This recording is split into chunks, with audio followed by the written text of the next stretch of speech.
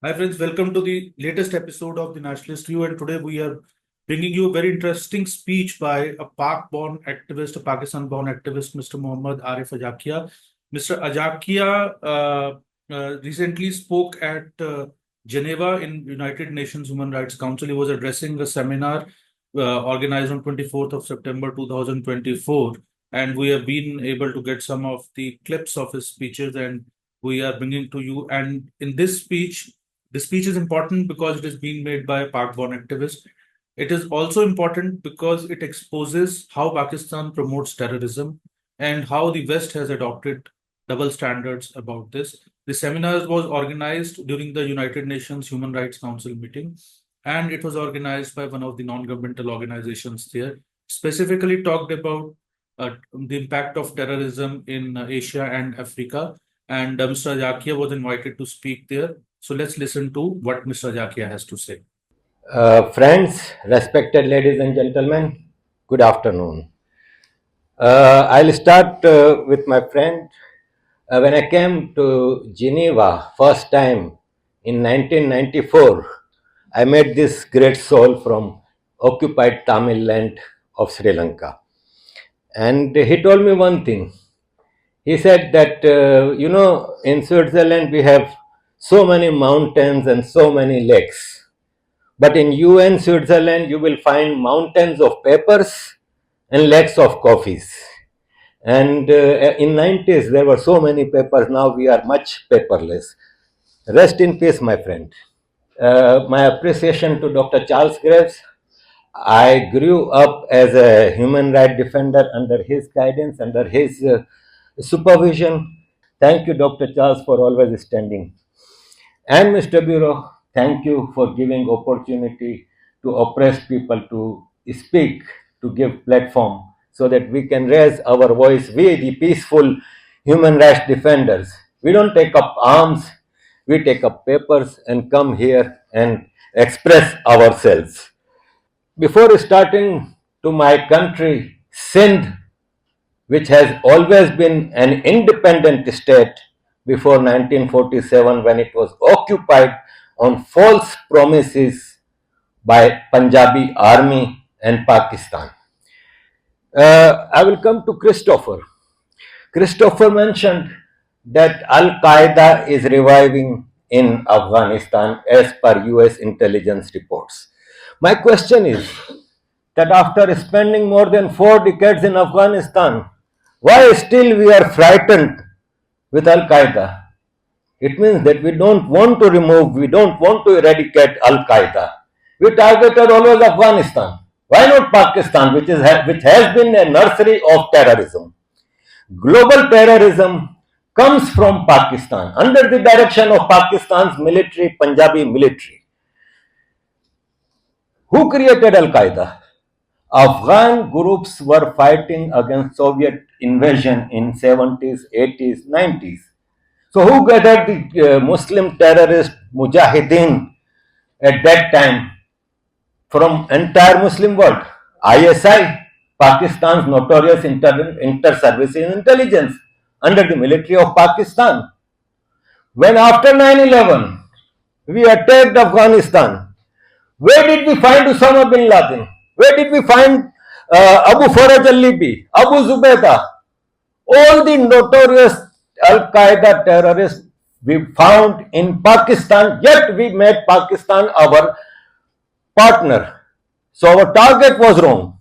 If you want to get rid of terrorism, sorry to say, get rid of Pakistan.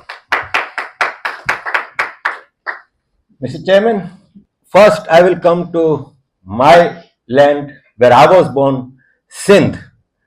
Sindh, a prosperous country. All the invaders who invaded India in history, Sindh was the first target, always, because it was one of the richest states of the world in history. 5,000-year-old civilization in Sindh. We found ruins in Mohenjo-daro and today's capital of Sindh, Karachi. Mohenjo-daro before 5,000 was more developed than today's Sindh. This was Sindh and this is Sindh today.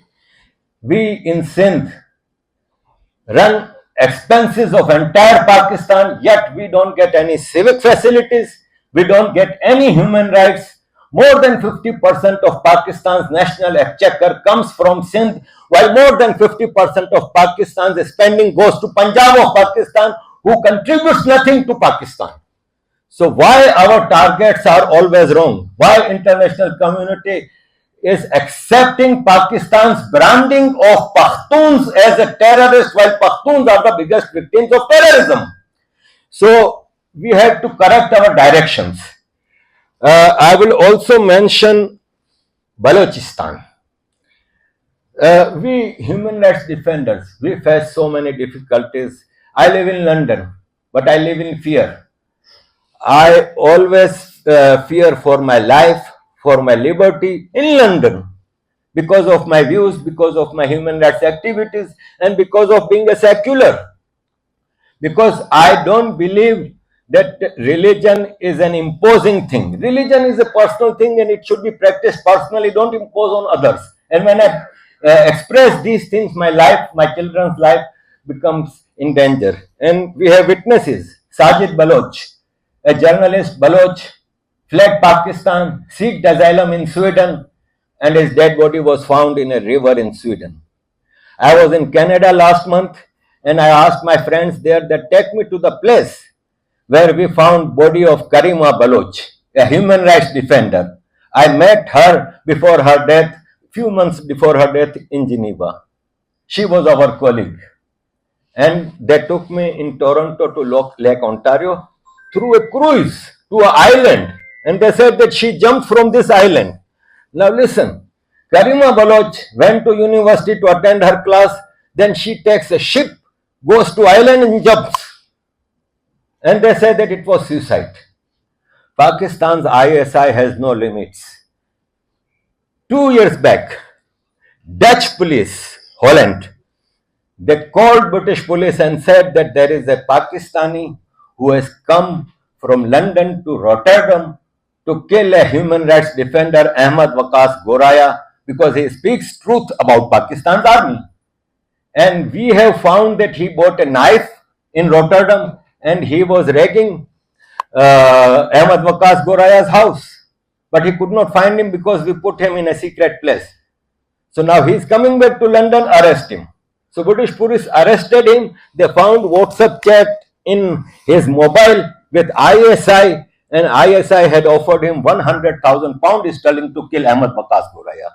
This is happening here, and nobody is talking about the root cause of terrorism, which is Pakistan. Coming to another human rights defender who has sent me his statement to read here with the permission of Dr. Charles Graves. Small statement. 2 minutes. Yeah, 2 minutes. He is Mehran Baloch. He is a human rights defender from Balochistan. Dr. Charles Graves he has worked under Charles Graves also here. And he came to Geneva on British passport always. In 2016, when he came to attend United Nations Human Rights Session, he was arrested at Geneva airport on behest of Pakistan and deported back to London and put an embargo. He cannot come to Switzerland. With your permission, respected ladies and gentlemen, I am reading this piece on behalf of Mehran Baloch, who unfortunately can't travel to Switzerland due to a ban imposed by Switzerland on behalf of Pakistan. Terrorism is a global challenge, but South Asia in general, Balochistan region has suffered the economic, social and political terrorism at the hands of the state of Pakistan. Balochistan has been the epicenter of state terrorism. For example, during the Afghan war of the 80s, Pakistan promoted jihadi culture in Balochistan, which seriously damaged the secular social fabric of Balochi society. In the 90s, Pakistan heavily propagated extremism, at the same time tested nuclear bomb on Baloch soil.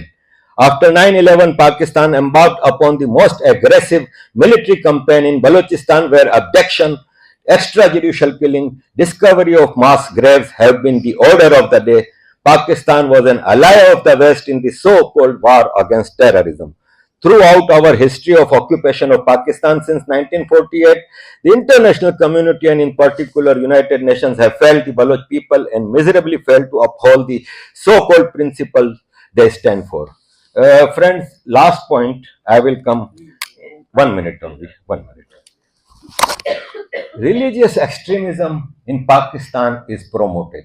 Last week in my land, Sindh, a Dr. Shahnawaz was killed in police station by police DIG who studied in Oxford University in London.